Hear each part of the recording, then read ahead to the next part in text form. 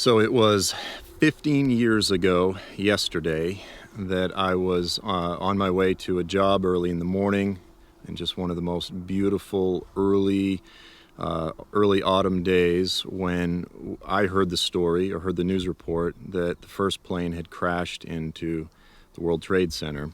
And without going through the rest of the day, I think for anyone who was alive during that time, it was a life-changing, memorable day. And I remember a little bit later in the day, I was on the phone with my dad, and everyone was just processing what this meant. And I remember my dad said, "Son, the world is never going to be the same." And the whole nation was just feeling the trauma of that. Now, as a conservative, I think I was on board with the majority of the country in the weeks and months that followed. For those that remember, George Bush, the president, W, goes up to the rubble of the World Trade Center, and he said, "The folks that brought this building down are going to hear from us very soon." And the whole country cheered.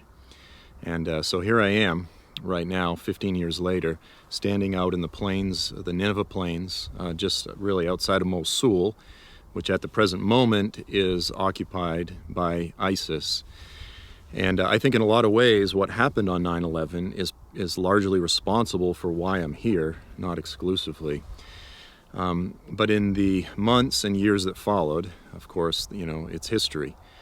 We invaded Iraq, and we sent in troops. We ousted Saddam Hussein. And really just in all of the fallout that resulted from that, of course, and we went into Afghanistan. And like I said, I was fully on board. It was sort of the mentality of something has to be done. Anything has to be done. And I'm not belittling the idea that something needed to be done. But I think for a lot of conservatives, Americans who are politically conservative, we've hit the place now, here we are 15 years after 9/11, where we've lost roughly 4,000 men and women, American soldiers, between these two wars, Afghanistan and Iraq. Not to mention the fact that right now we have roughly 22 American vets committing suicide, 20 vets committing suicide every day. We have untold numbers of Americans who have post-traumatic stress syndrome, prosthetic limbs, this, that, and the other thing. And this is not just an issue of being reactionary, but I think a lot of us are looking at Iraq. And believe me, when you come here, now as I come here as a Christian, I was here about a year and a half ago, and I was standing in an evangelical church in Kawa, which is the Christian section of Erbil, a city a couple hours to our south. And I'm looking out into the eyes of my Arab brothers and sisters, and I'm thinking, I supported the invasion of your nation. And don't get me wrong, I'm not trying to say that the United States is solely responsible for the mess that it has brought, for the untold number of lives that it's destroyed. It's been a combination of quite a few factors.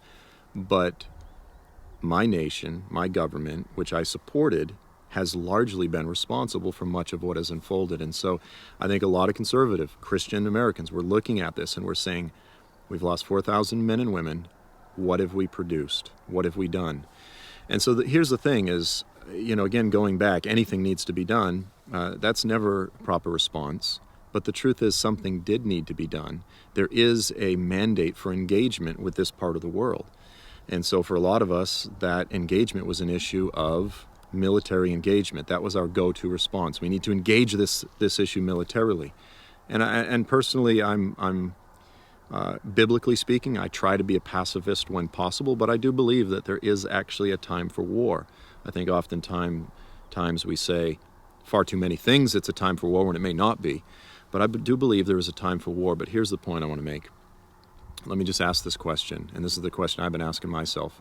How would this region look different today if instead of sending American troops over to where we gave up 4,000, again, men and women, how would this region look today if instead of sending in U.S. military, we had sent in 4,000 missionaries, gospel proclaimers, surgeons, doctors, eye doctors, professionals who are willing to engage the region in the name of Jesus and in the spirit of servanthood?